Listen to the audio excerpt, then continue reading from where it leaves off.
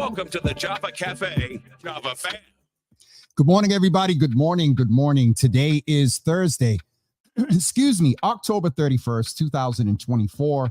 And for those of you that celebrate it, y'all know I don't. It's Halloween. But my camera seems kind of hot today. A little extra saturated. I'm not sure what's going on. But listen, I know that we posted that it was supposed to be a shot of Java today. And that's basically my time once a week to come in and just check in with the Java Cafe, just around some things I've been doing, politics, and a few other things. But I had ran into or discovered on Instagram that a long time friend, we've sang together, not in the same group, but we've toured together back when I used to be a little semi-local gospel recording artist. And one of the major things I remember about her, she is a soprano, always with a sharp cut. I wonder if she still has my glasses. But listen, we have two guests today, actually. Barbara Gray is coming in to talk about her journey. As you know, this is Breast Cancer Awareness Month. And when I discovered it was her on Instagram and she was talking, I was like, oh, you got to come and tell your story. I did that over IG and we never connected via email. And then she hit me yesterday and said, hey, tomorrow's the 31st. And I'm like, let's make it happen. And I'm glad that it was just me scheduled because, you know, I can just easily adjust. And so we have about 20 minutes with her. And then after her, attorney Stephanie Everett, who is the Register of Probate for the Suffolk County of Massachusetts, she is coming in just to give us some updates so we can be familiar with what that office does. And so without further ado, I would like to bring in Barbara Gray, or Barbara Love, as she's known on social media. But please welcome her. B, we got a whole mother's board in here. So I'm going to tell them to welcome you. We have a whole mother's board and whatnot in here. But excuse me, how you doing? I'm okay. Life has been lifing. But I've been saying that a lot lately myself. Life is life. Life has been lifing really, really, really bad. But the grace of God, I'm making it. I'm pushing through it. And you're still here. And I'm so glad to hear that. And so introduce yourself. Say good morning to the folks. Good morning, everyone. I am Barbara Gray. I reside in Bridgeport, Connecticut. I am a 4-year breast cancer survivor. Found out kind of by accident, in a sense. I had a dimple in my left breast for probably about a year that I didn't pay any attention to. So 2020, my birthday, my then son's nurse came to my house, was upset because I couldn't go anywhere for my birthday. So she comes in and I just asked her to look at it. And when she looked at it, her eyes got big and she's like, how long has this been here? And I'm like, I don't know. And so she says, just call your doctor. So I called the next day and I explained on the voicemail that I had a dimple in my breast. And they immediately sent me an appointment for a mammogram. They sent me a text and sent me a phone call, and they weren't playing. 2 days later, I go in for a mammogram. I'm there for like a couple of hours, and I've been getting mam since I was 40. So when process seemed to take a little longer, I'm like, okay, what's going on? And then they had me go in for an ultrasound. So they do the ultrasound, they're measuring, they're counting. And then they're like, we need you to come back in for a biopsy. So a couple of days later, I go back in for the biopsy. And when I walk in the room, I asked the radiologist, I said, will you be able to tell if this is cancerous once you pull the sample out? And she said 90% of the time, if the sample is solid, it is cancerous. So when I was done, I said, what was mine? She said, yours was solid. And I just said, okay. And I walked out. 3 days later, they called me at 10:30 a.m. on April 17th to let me know that I was positive for breast cancer. Barbara, I want to thank you thank you for sharing your story and being transparent. Two, if at any point while we're talking, you just say, need to say, Jimmy, I need a second, take the liberty and please do that because, I just put up, Cancer Warrior's Journey. But it is a journey and it is continuing. And you just said, life is lifing. And we understand because we talk about, I mean, you've seen and know that we talk Mhm. about often in the Java Cafe that it's not just the medical, it's the mental, Mental. financial. You reference to being a mom. And so all of that comes with that. I wanted to ask you when you understand the context of this, and I was thinking about it yesterday because we just kind of less than 24 hours put this together. Um, I'm a man of faith, Mhm. little, and they get mad at me when I say this, but a little heathenistic these days. But can I ask you, Barbara, if you don't mind, how did you manage what you were dealing with in the context of your faith? That's something that I don't think we've talked about in this space around breast cancer, specifically of those of faith in dealing with this. To be honest, Jim, I never had no fear Mm, about this disease taking me out. I never had that fear. I never thought, it never came to my mind, oh my God, am I going to die from this? Oh my God, I've never had fear. Not one time was I fearful mm. during this whole journey. Like so much had happened. It happened, everything happened so fast. Like I get diagnosed, then I get diagnosed April 17th, May 7th, I had a full mastectomy of my left breast. So So it was that. So I it know a was little that bit of medical. fast. It It was was the that, middle of COVID. So but it it was was that that fast. aggressive. Was that what stage did they say they diagnosed you? I was actually, when they did my mammogram and ultrasound, they thought it was stage 3, but it wasn't until I met my oncologist. He told no, they thought it was stage 2. When I Yeah, met my oncologist, he told me I was actually stage 3. Could have been borderline stage 4. The tumor that I had was like over 10 centimeters, and they removed 21 lymph nodes from under my arm, and 19 of those lymph nodes were cancerous. Jesus. So it with all of that, you said that your faith never wavered. It never wavered. Like I was never fearful. It was a lot going on at that time. I had lost my mom a week before I started chemo. So it was so much going on mentally for me. But as far as my faith, that never changed. Yes, It ma'am. never changed. It is that I got to be honest. That was one of the things I was thinking about this morning to check in with you about.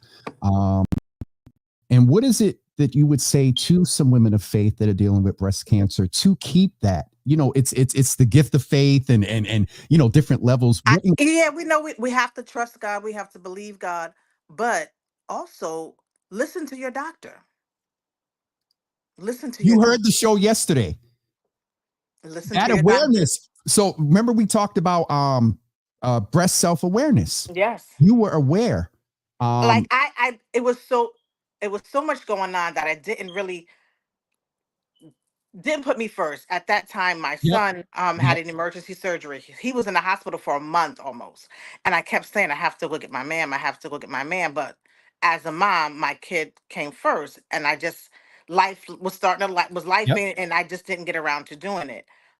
So that was the issue. Like I'm top of my mammograms since I was 40. I'll be 50 next year. So yes. So I just found out that all these years I'm older, but go ahead. are you serious? Oh All these my. years I thought you were But older we because still you look just good. yeah, We we still do. look good. We Black look don't crack. good. So life was life, and I didn't get a chance to doing it. But it was nothing but the grace of God that when I did find out in the middle of the pandemic, because everything was shut down, certain facilities here in Connecticut, they weren't doing mammograms. Nobody was doing them. But because when I left that voicemail, I said that I had the dimple because I did ask one of the nurses. She said they were only doing special cases.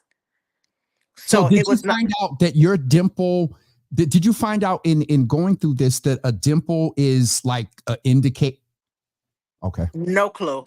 And actually, it was that uh October they did a breast cancer walk where I live because some women in the area are breast cancer survivors, and I had a breast cancer flyer card and I didn't pay it any attention, and then when I read it, it said dimpling. I freaked out, and I calmed down and I left it alone for 4 months until my birthday. But it happened the way God allowed it to happen. Yeah. Why it happened that way, because that was something that I didn't want my mother to know. Okay. And if I would have we called her Jesus sister. The spirit probably already told her. Barbara's going to be right back. I told her once people see her on her online, she's on her phone, that they might start calling her and stuff. And she also has a child. Tell She's her. go I ahead, didn't go want to ahead. tell her, so I'm like, it happened the way it was supposed to happen. Because when I found out, she was, she had already passed, so that was a good thing for me. I didn't want her to bury that with her. But Barbara, if I can ask you, and it's real, but I haven't had someone outside of my sister, a different conversation, but you heard what the ABC Health Services folks, Dr. Vanderwill and them were saying yesterday. In retrospect, you're always going to be a mom. You're always going to prioritize, but I know journeys like this change your perspective. I know journeys like this help mothers prioritize being good to them so they can continue. What would you say to women now who might in the shower this morning felt something? Last week, the partner said, "Hey, babe, something, yeah. Listen to your body. Pay attention to your body. Um, at that time, like I said, my son was in the hospital. So much was going on, and I didn't pay attention to my body like I should have. Like I would notice little things here and there, and I'm like I called my sister one day. I said, Phoebe, my boobs look funny. And she said, we all have one bigger than the other. And I'm like, all right, and I push it off. And then I would have pain in my breast every now and again. And I shrugged it off. But you have to pay attention to your body. If you see any little change or you notice any little change, get on that ASAP. Because as mothers, life be life, and we always tend to put ourselves on the back end. And after that experience, I'm like, I realized I couldn't do that anymore. I have to pay attention. And at the time, my son, I had a special needs son, so he was my priority.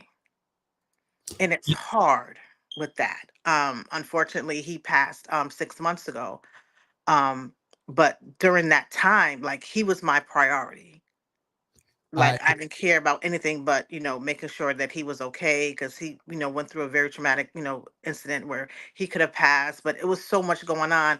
My mind just wasn't like concerned about myself. yep, And as mothers, we have to stop doing that. We can't do that any longer because it could be a life and death situation for us. We're gone. So what now happens to our child or our yeah. children? So we can't just negate our bodies anymore. We can't negate going getting our checkups, and we just have to figure out that time. I met a lady years ago and she told me, and dealing with my son, she said, you have to, even if it's 10 minutes a day, you have to take time for yourself because if you're no good, then you're no good for your kids. And So that is as moms, we have to learn how to prioritize ourselves in between going to baseball practice, doctor's appointments, and if they're not feeling well, you just have to prioritize. let me ask you, Barbara. You mentioned, losing your mom before you got diagnosed. You got diagnosed, you went through that. Your late diagnosis was because you were being a mom, taking care of your son, and you just mentioned that your son transitioned. In all of this and in that, and you've been on, so the Java Cafe talks about mental health. What come on, do you know where I'm I, going? What I, sis? I'm seeing a therapist. God knows I am because I need it. Yes, ma'am. It's been these last 4 years have been um challenging. I get diagnosed 2020. My mother passes in 2020, 2021. My oldest nephew passes 2022. My sister, and then another nephew passes. And then now 2024, I lost my son. And it's just too much. There's nothing wrong with therapy. There's nothing wrong with it. And again, Nothing tapping into wrong. your faith as a woman of God. I know Jesus. I believe in Jesus, but I Come, need a little help. You need a little bit of help sometimes. Everything can't be so much scriptural that you're no earthly good. So you have to get some help. There's nothing wrong with getting help. I'm not ashamed that I'm getting help. Like I never even processed going through breast cancer because my mother passed. yep. And you didn't get to fully process that. I didn't get to fully process that. So mentally, I was jacked up. Yes, ma'am. I was mentally exhausted. It was more the mental than I'm dealing with the physical aftermath of it. Yep. The Yep. mental were like and then you have people that say they don't know. If you don't know what to say, don't say nothing at all, your folks, because you have people that haven't been through it and they don't understand, and they'll say things like, "Oh, but it's just hair," or "But you're still alive." It's not that I'm not grateful for life. I thank God, but mentally, a part of me is gone, and it wasn't my choice in the matter. I didn't have a choice of letting my boob go. Either I lose my boob or I could die. I'm gonna choose life over my boob. I know it, Barbara. And That right there could be a some clip. women don't. Some women don't. My neurologist told me of a patient that he knew that she did not want to lose her breast because it was taking away her womanhood. Baby, you can get some fake ones. Choose life. I understand it because I have a hard time still now looking at myself in the mirror because I'm different. It's different. But I'm always going to choose life. If I could take you based on that part and then take you, I'm a little rusty, Barbara. Is it John 10 and 10? I come that you That might you might have have life. life more abundantly. Yeah. Talk about your abundant life after even going through all of this. Oh, uh, it's still struggle every day. Yep. But I have to push forward, especially after losing my son. My son was he was nonverbal, but he was a big help to me during my treatment. Mm-hmm. I'll be honest, there was a very dark day that I had, and Josiah's favorite show was Friends. So I'm in my room, my lights are off, it's pitch black, and I'm angry and I'm hurting. I'm going through this breast cancer. I have no parents, and I'm just mad. And he's sitting in the living room watching Friends, and he just starts laughing. And he's laughing and he's laughing and he's laughing. And I'm trying to ignore him, but I couldn't. So I'm like, all right, God, all right, all right, all right, all right. I'm good. And so when I come in the living room, I'm saying, like, Josiah, what episode is this? Why are you laughing so much? He totally ignores me and he continues to laugh. So I just sat on the couch. I'm like, I can't beat him. I might as well join him. So I just started, I started laughing with him. And it seemed like every time that I was in a dark place going through this, God allowed my son to laugh for me, to remind me that he has my back and I'm Mm-hmm. going to be okay. I'm going to get through this. And I look back at it now like I've always had to be strong for my son. But through his laughter, he showed me that I could be strong for myself. I have to learn how to be strong for myself. And I thank God for that because mentally it's mind-boggling. Like in an instant, your whole life is changed. And that's why I probably see how a lot of women that I went to school with never had a mammogram. It's the fear of the unknown. It's the fear of, oh my God, if I go and get this mammogram, am I going to have breast cancer? So, and I used to tell women, I'm like, if you need me to go with you to a mammogram appointment, I will, because I now I understand that fear. Mm-hmm. Like the next year, when I went to get my first mammogram afterwards, I bawled so bad at that. I cried and I'm crying, and the lady's like, she's like, "Are you okay?" I said, "Well, I just went through breast cancer last year," and she gave me a hug because it's traumatic. Because it's like, oh my gosh, is this thing coming back? It's that fear. Is it coming back? And when I went through it the first time, I said, God, this is not, I am not getting breast cancer again. I'm not going through this again. Not, I'm not. But in the back of your head, Mm-hmm. it's always a little thing like, okay, I made it through year one. I made it through year two. I made it through year three, and I'm at four. And they always say once if you get through year five, you're pretty much okay. So next year when I celebrate my 50th, I'll be celebrating 5 years cancer Yes, free. you better come on in the year of Yes. Jubilee. Yes. And I'll and be and and celebrating 5 years cancer free. and don't let me get into the biblical numerology. 5 is the number of grace, 10 is the number of reset. Come on You now. bet. Barbara, Listen, let me Oh also my check gosh. in because with all and you get this. Do you sing different?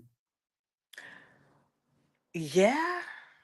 Like I'm about to do the YP reunion recording next month. And no, and the 23rd of November. You tell my twin when I was skinny, Oh, Mr. JJ. That is where so we I want to, there is joy, but I always want to go when people share their journeys and on an up note. And this is an up note that you're still here, but I wanted to reflect on a little bit of like how we met. I mean, you're a woman, you like sing. And the reason I asked that is because you already sang with power and anointing and all of that prior. Like now, what when you get up there and minister and worship, what is it like now? when I kind of like retired. You did. She'll be right back, y'all. I'm telling you, people call you when they see you online. Is Yeah, somebody calling probably. you? Yeah, my brother probably asking me where am I at. Oh, I just saw you on Facebook. We did a Trina's father had a birthday celebration. Bishop White is now 85 years old. Wow. And we did AC White? yes. He's 85. And in August we had a concert for his birthday. And the old YP got together and brother Sang? with no rehearsal. I'm talking about Sang. you. Yeah. Sang. Sang. Sang. It felt good being up there because it's been so long. Yep. So I'm excited about the recording of the reunion because this is what I did for 20 years, and now it's I don't mind being retired now. I I'm know, but okay, I but I just can't see wait. and the other thought I had B was, I saw Dion and Hmm. he's been through some stuff. Do you Yeah, all keep in touch, yes, we build? did. We when I was going through, he came by one time, and we just sat and we just talked about the differences. Like thank God he didn't have to lose his hair. Like Yep. at one point, I was thinking about doing the cold cap so I wouldn't lose my hair. And the nurse said it's not going to matter because the type of chemo that I was on was going to take my hair out anyway. Okay. So when I was skin bald, it didn't bother me. I was okay with it. People thought I just cut my hair off. Mhm. So it was so funny. I'm sitting in the car and it's like, oh, I love your hair. I love that look. And I'm like, and then when I told her, she's like, oh my gosh. She said, but it looks fabulous on you. I know folks would be like, ooh, they want to go and say, I'm sorry. It's just, and to Yeah. that point about that, just to reiterate that sometimes people have good intentions, but they don't know what to say. And Same. sometimes words can re-traumatize, Yes. so I'm But I even was very I was careful. okay with it. Like the day that I found out, I put it on my social media, Okay. and so many women they were hitting me in thank you, like Mm. thanking me for being so transparent. Because, like I said, a lot of girls that I went to school with in their 40s never had a mammogram. I'm like, yes, it's uncomfortable for a minute or two, but it's fine. I mean, y'all done had babies. A lot of you have kids, and I've seen some of your kids' heads. Y'all have some big head babies. So if you could push out a baby, you can take a mammogram. Say that. Look. Say that one more time on screen by yourself so we can clip that. Say it again. Say it again.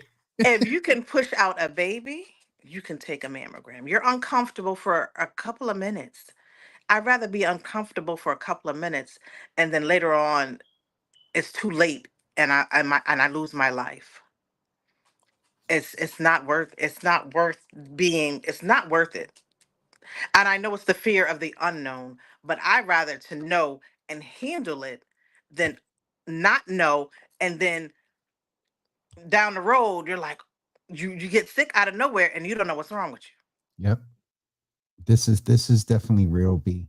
I you. wanted It to share is. some comments with you. One, my mom, and as I referenced to my sister, and God knows you'll probably get a friend. Well, we haven't put your Facebook up yet, but my mother will find it. She'll track you down somehow over on Okay. Instagram. But she said, my sister, her baby girl, had a mastectomy, and Pastor Marion is, saying amen. And then Michelle D. Smith, who is a survivor as well. She says, faith in God and promises in his word, especially regarding healing, Isaiah 53, 4-5, Matthew 19 and 26. Got I think she said, meant to say, got me through. Thankfully, only needed surgery. DCIS cells were grade 3. So proactively, I followed my surgical oncologist's recommendation of a left mastectomy. And, that part, Barbara, we haven't really delved into in these conversations about, and it's no judgment. It's a real consideration. And I got a little more peer review and just talking to my sister and she's been open about it, multiple surgeries and whatnot. And at first I was like, Misha, look, stop going under the knife so much. But that is very real, that a woman has to consider a part of her anatomy that does make us who we are. I would go, now you're a woman, so I'm going to go with that because ain't no right for me to rephrase nothing. But it that's real. And we can't judge and we would encourage them to there's plastic surgery. There's the what's the things that they put them, what they call them? In the bra, they could put the little, Yep. There are ways, because I said this to my grandfather when he wasn't going to do dialysis. I'm like, there are people here that love you and you're being selfish and you got to take care of yourself. I had a cousin that did dialysis for 30 years. She did dialysis for 30 years. Wow. Before she passed. Wow. Yeah. And probably unrelated. If she did it for 30 years, probably unrelated to that. It's oh, Barbara, I don't like how we re-engaged, but I found you, Suki. Suki posted a picture of you too. Oh, wait. Yes. I said, oh my God, that's James. Oh, let me ask you a question. You still got them plastic $10 glasses? No, and I told my sister the other day, I said I had those glasses for years. I have a picture of myself with those glasses on, and I don't know what happened to them, but I had those glasses for years. I said, yeah, Phoebe, he just took them off and gave them to me. Oh, listen, people would ask for tie. They'd be like, that's a nice tie. I'd be like, and when you ask for glasses, I said he gave me those glasses. I love those glasses. I was so mad when I lost them. It's always been my thing when I would see you and whatnot. But Barbara, I appreciate your transparency. And I know this probably won't be the last time, you're on and we're in touch, but please keep me abreast of things you're doing, because the reason I asked about Dion, y'all better get together and write and talk to JJ about doing some project or something. You don't know what, Barbara, you don't know what you and Dion can pull off and pull together, because going through experiences like this, and be able to minister to people in a real way. You said before that we can't be so heavenly bound and we ain't no earthly good. And some people just need that spiritual encouragement and song, but some people just need to hear it's a brighter day. Yes, you're right. You're absolutely right. Because it's like people sometimes put, how can I say it nicely? Say it the way you want. Okay, sometimes people can put so much emphasis on scripture that they're not seeing what's real in front of them. Like, this is real. I mean, yes, I pray and I believe God and I'm still here, but sometimes you have to really get in and see what's real. Like you can't just be like, oh, this is not. No, this is real life. People go through. I just found out a couple of weeks ago, Connecticut has the highest rate for breast cancer. It does. Which gets into some environmental, things and whatnot, which I'm sure can be attributed to. Barbara, I have to rush because I have a young lady who's getting ready to come in. And as she's getting ready to come in, I just wanted you to cross paths real quick. This is a good friend and sister, Miss Stephanie. Miss Stephanie, you on screen now. Good morning. Hi, sister. I'm like, okay. Stephanie, I wanted to introduce you to Barbara and Barbara to Stephanie. Stephanie is our local county register of probate.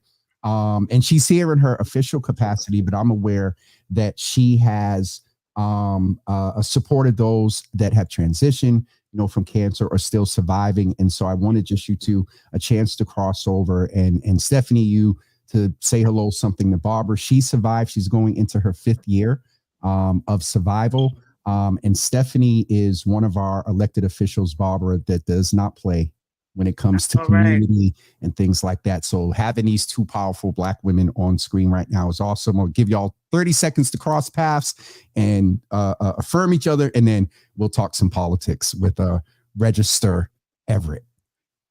Hi. Hi. Hi, good morning. Nice to meet you. This is James knows he was at my house this summer. I am my mom passed away this summer from breast Oh, I'm cancer. so sorry to hear that. This is the first month that we I think it was years ago that I did something to celebrate, not celebrate, yeah, to celebrate those who are breast cancer survivors, and then to turn around and have to be the caretaker for my mom for 4 years. Mhm. And she passed away. So this is the first month.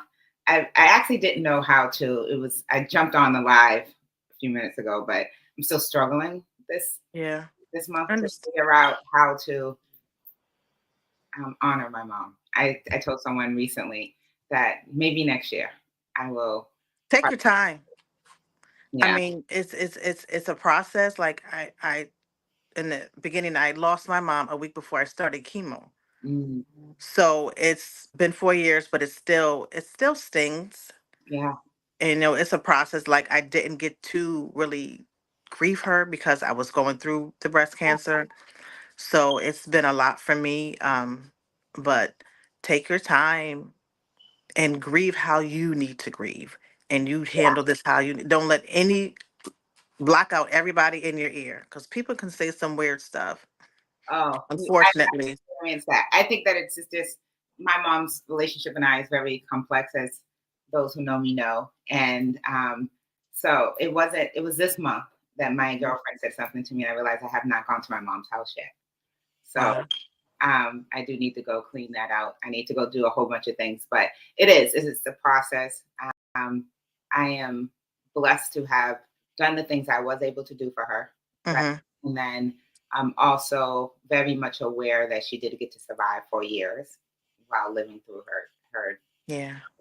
and then also blessed to meet people like you who have had 5 years, um, and you get to tell your story. And I think that there's both sides need to be told, and then Hmm. for caregivers, we also need to tell that story and hear those words from people who have survived, like to take your time. And I will tell you the same thing. I hope that you always tell your story. I hope that you always get to tell people what they need to do, because we do need to hear it. We do need to hear your voice. And I am so blessed to meet you. The world is blessed. Thank you. Thank you. Likewise. Thank you so much. Barbara, thank you. You're Thank welcome, you. I Jerry. didn't intentionally know we was going to go this way. I'm trying to get myself together, Jesus. Oh, But Barbara, I'll be in touch. And okay. thank you. And I'm You're sure the welcome. others are going to be reaching out to you. So I appreciate you, sis. No Thank you. problem. Thanks. Thank you. Bye bye. Register Everett. I know you're here in your official capacity. And let me, on two personal notes, one, say, I appreciate that time where you're just, an elected official, but it will allow yourself to be human. And so I appreciate that. The other piece is I am saying to the audience in public, I'm saying this.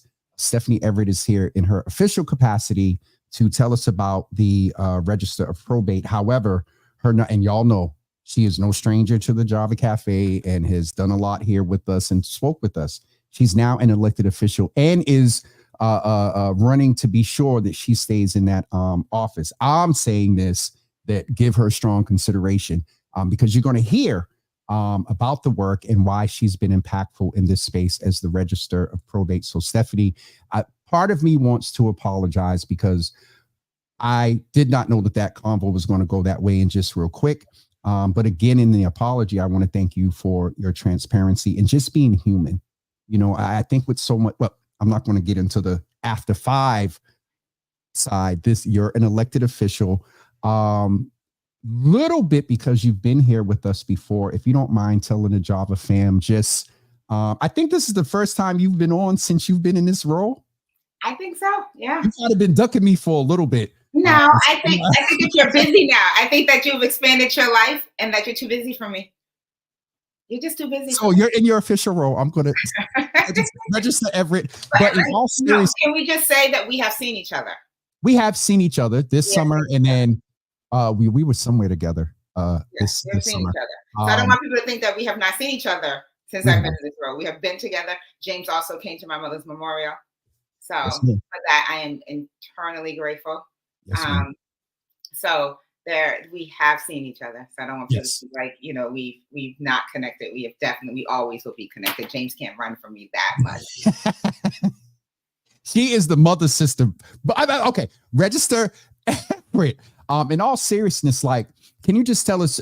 I believe, was appointed to that Yes. position, and can you, first of all, I don't know if I've even given you a chance to greet the audience. Greet the audience. Catch us up about the appointment, and then we'll go into what this office does and oversees, and why it's so important when it comes to family structures and equity in our community and things. Yeah, let's go. Okay. So first of all, good morning, Java family. It is so good to see you all again and in this role. It is always a blessing to be amongst all of you all. So first off, the role is not typically appointed. It was a position I was appointed to because Felix Arroyo Sr., who was the elected Register of Probate, retired last year, 2023, and the governor has the ability to appoint when there's a vacancy in that role. And so because there was a vacancy, I was appointed to that position until the next state election, which we are currently in. And so what does the Register of Probate do? Why is it so important to our community? So first of all, the one thing I will always tell people is that no one knows that role until you need it. And when you need it, it normally is when you are in the number one emotion that I see come in, hurt. And it's a lot. I always say it's life and death is what that the registry deals with. My role is one of management. I have a staff size of 34, and the Suffolk County itself is Boston, Winthrop, Revere, and Chelsea. And so there's 760,000 constituents in Suffolk County, and everyone comes into the court. And I will tell you about something that we did since I've been there too. And everyone that comes in, and when I say life, it's because if you are married, you know that there is a delay on your marriage certificate. When you want to get married, you have 3 days of delay before you can effectuate that marriage license. You can come into the registry and move that forward. So someone who wants to get married in another country, you have to get married in the United States first before you go away. So some people may not know that. And then you'll forget. All these hold on. This is some real life stuff. So folks that are planning destination weddings in another country get married first in the United States, and then they go away. Yes. So they have 2 wedding dates. So if you forget that or you don't know that, you have to come into the registry and we marry you. Like, you get that waived really quick so you can get married. Or the death part comes into play really quick. You have a loved one who is passing away, and you want to make sure that they are present at your nuptials. So you want that waived because someone has 24 hours to live, and you want to make sure that they're present at your wedding. And so we waive that for you really quickly, so you don't have that 3-day delay. So that happens at the registry. So that's the life. The in between life and death, you have a marriage, you have children, you have you acquire property, and that property is not just a house, it's a car. All those things, and then there's death. All of those things happen inside the registry. So if someone passes away, so someone gets married, let's start with marriage. You don't get married with the intent to get divorced, but if you do, you come into the registry to start the process and to end the process. The official thing that I do is I'm the keeper of records, which means that I create and maintain the records for your marriage and for your divorce. So you come in and you start the divorce process here. The judiciary side, which people get confused, those are the judges. They're the ones that you go before to sort out all of the stuff with your divorce. But the paperwork all gets maintained by my office. And so you come in and you handle all of that. Children are involved, whether you're married or not. That's the big one. Would you say that is, I don't know if you call it case log or? Well, it's all of it. It's all of it. So whether you're married or not married, child support comes in. The Department of Revenue is involved.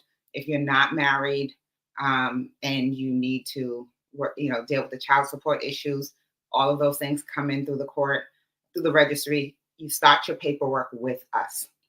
And so we have to take in your paperwork, make sure that it's correct, and then it goes before the judge. So all of that happens here.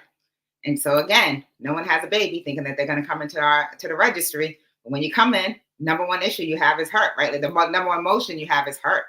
If you are the person who is seeking child support or the person who has to pay child support, you're hurt that you're sitting in here in the registry filling out paperwork, whether you're filling out the initial paperwork or responding to the paperwork. So that's not that everybody just thought you go to DOR. And Stephanie, you know, I've been in community for years and whatnot. No, that starts at the registry. The DOR comes in to the registry, but everything happens at the registry. And then you go before the DOR and the judge and all of that other stuff is confirmed, but it starts at the registry. Same thing with child visitations. Someone passes away. It may not, this is one of the things that I'm very dear to my heart. We have spent decades talking to Black and brown and low income, inclusive of everyone, how to generate wealth in our communities. What we have not talked about is how do we maintain it, right? So we can talk, and we've had these conversations, James, more than one time. Buy a house, I bought the house next door. Yep. Great. But have I taught my children how to maintain it? What does it mean when I am no longer here to maintain this house? What does taxes look like? Did I prepare my kids to have this? It's not that I'm just not gonna be here. You have to teach about maintaining this wealth. And you have to, we don't like to use the word wills and trusts. We don't want to talk about the mortality of our lives. We think that we're immortal when we're here. The reality is that we don't want to have that word. So I start to say to people, what are the instructions? So going back to what happened with my mom some years ago, if you heard my story, I had two very unavailable parents. So I had my dad who passed away on Tuesday, made 14 years. To this day, I have a suitcase of his clothes. It's not all his clothes. I don't know where they're all at. But his suitcase, I just have a suitcase of his clothes. He left me no instructions to what to do with his clothes, right? So instead of saying a will, I had no instructions what to do with his clothes. So in my basement lies all of his clothes, shoes and everything. I had no instructions. So with my mom, when she was passing, I had 2 weeks, as you know, James, I had 2.5 weeks with my mom. I'm there every day. One of my girlfriends called and said, what do you want? What do you need? You did the same thing. People are like, what do you need? What do you need? Yep. I don't know what I need. I'm in a state of, right? I don't know. But one thing I did say is, what would you ask your loved one to have ready? Right? When they're gone, what would you wish you would have asked? And so my girlfriend came back to me with a whole list of questions I should ask. In that were like instructions. Now, years ago, my mother had sent me a letter. You know how my mom was, James. She sent me a letter and said, I want Raven to have all the diamonds. I want this one to have all of this. And then I want my niece, she wanted my niece to have everything on her dresser. I said, well, Mom, what if the diamonds are on the dresser? What if this are on this? Stephanie, knowing yourself. I'm sorry, Attorney Everett. Yes. You can say Stephanie. So what was funny is James is laughing because he knew who my mom was, how my mom operated. And she was like, well, I already told my grandkids what they're supposed to get. So if it's on the dresser, they don't take it. I said, but you said you wanted this grandchild to have everything. It wasn't complete, right? But those were her instructions. So when she was passing, she was still coherent for a bit of time. And I asked her again, using the questions that my friend sent over to me. I had my siblings ask some of these questions too. It's like really good because some of those things were questions that were will-like. And some of those things were just things I wish I knew growing up. And she finally figured out what I was asking her. Mm-hmm. So I wrote this down already. So she sent me this whole thing after I had already told her years ago that this was not complete. The instructions you gave me didn't make any sense. Still included on my dresser. And I was like, drove me insane. But it gave me instructions. I have better instructions. So I don't have 14 years worth of stuff in a suitcase, right? I know what she really wants to see happen. And just knowing who my mother is, my grandkid, my nieces, nephews, and my children all know and my siblings know what she meant. But we need to have these conversations in our community.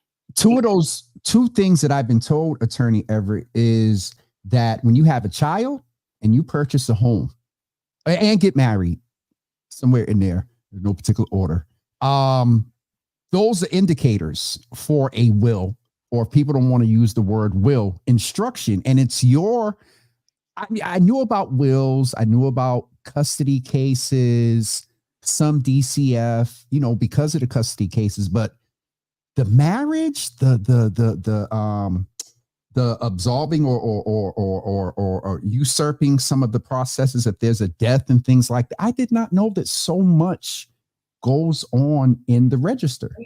Car. You don't have to be, what if you don't have to be married? You could be single. What, you own a car, you own a house. You have to leave your family instructions on what to do.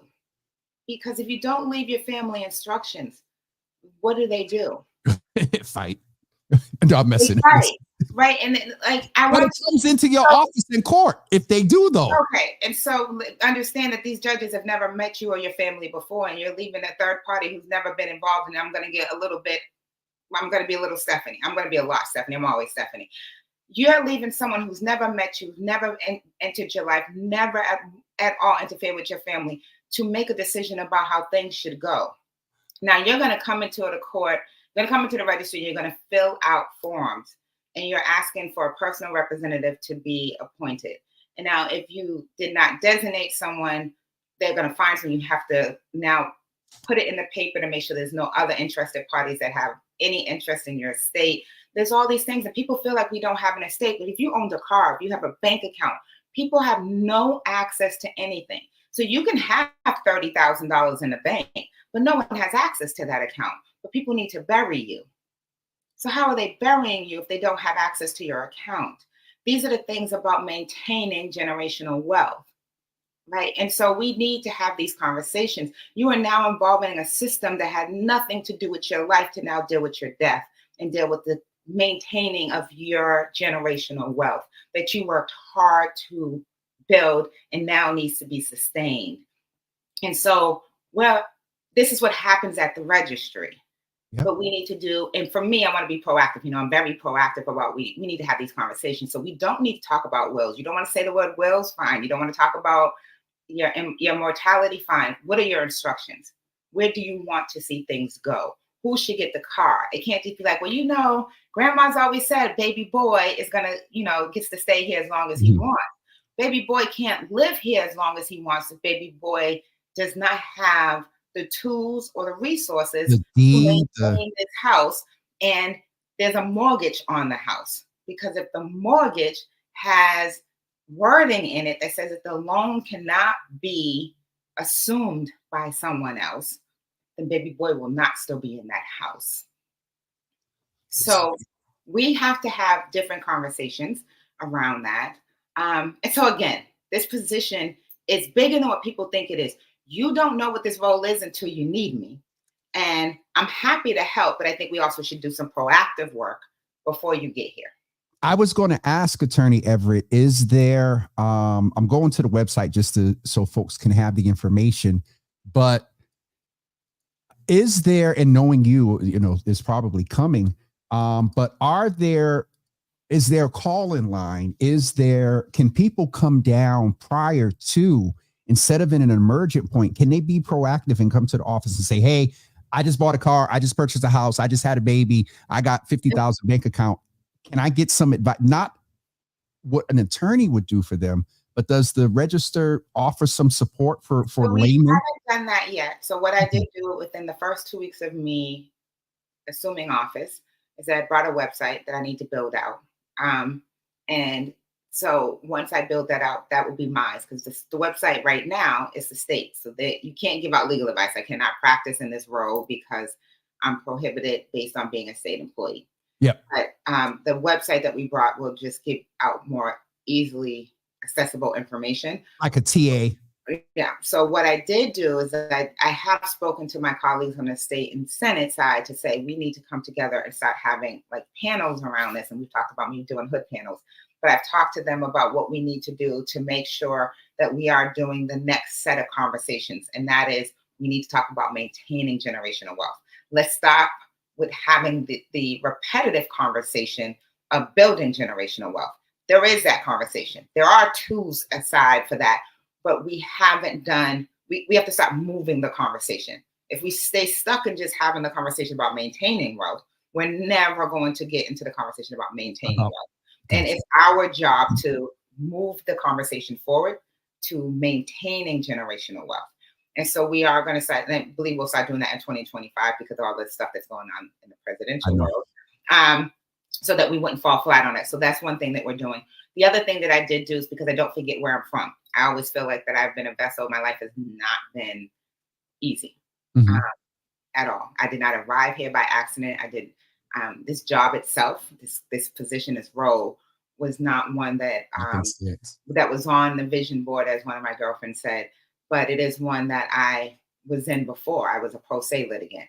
I sat in those same seats in the courthouse where I didn't know the difference between DOR and being a pro se litigant. I've been that person.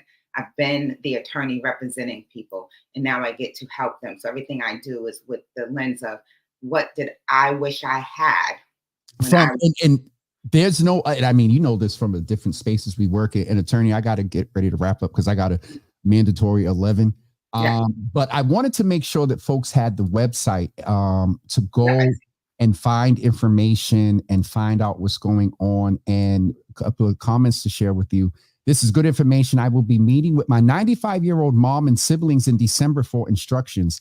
I will also have her write things down on paper. And so having an impact right there. And Irene says very good info and reminders.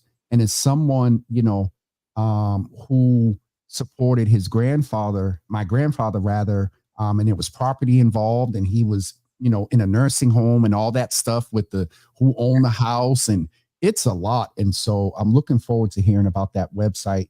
But keep us abreast. And when you start those workshops and stuff, you know, I know. The flyer, I want to say one thing before we go. I did create the first ever satellite office for Suffolk. So there is one in Chelsea now, Chelsea District Court, on Tuesday, Wednesday, and Thursday. So people do not have to just come into Boston. It is expensive to park down there. The lines don't always work. So I want to make sure that if you live in East Boston, Winthrop, Revere, Chelsea, that you did have access to come in. So there's a satellite office, and first under this office? Yes, first. So I opened that in May. And so that is running. There's virtual registry that's open on Monday, Wednesday, and Friday. So you can get information that way. You can also e-file. So on that link, you can figure out how to e-file some of these documents. And you can always reach out to the office to get information. So 617-788-8300. And we're more than happy to help you as much as possible. And you said, oh, I put that in the wrong thing. Hold on. 617-788. I heard. 8300. I know you're getting a little slower. We appreciate Attorney Everett being on with us today. Let me get ready to get off of here because this thing just automatically started the meeting on its own. So Attorney Everett, thank you for being with us, and we'll chat. You know I'm here. Of course. Thank you. I appreciate you, Sister Attorney Everett. Thank you. All right. Bye-bye. Folks, I hope today was very powerful for you in the context of Barbara's story, as well as what Attorney Everett shared. Two totally different veins of information, but vitally important. And if they are related in one perspective. If you are diagnosed, and you know, doctors have said by their assessment that you have a certain amount of time and giving you an assessment regarding your life, you have property. But as Attorney Everett said, not even to be that morbid, but if you own a car, I'm sitting here and I got equipment and stuff, and I got 2 or 3 nephews that move in tech. And so I'm like, do I need to make a list if anything happens to me that Dell gets the speakers, Man gets the laptop, Nay gets the mix? you also take into consideration a very light but real thing is you putting your instructions together saves the family a lot of frustration. And you know how things sometimes go when people pass. So that's it for me today. I have to get off of here, and we'll see you guys on Monday at 10 a.m. Monday at 10 a.m. We were going to do a ballot show Sunday night, but unfortunately couldn't get all both sides, the sponsors and the opposers of all 5 ballot questions. So we may do a discussion with some community folks on Monday night, but I got to go. So we'll see you guys on Monday at 10 a.m. Have a great day, everybody. We'll talk to you soon.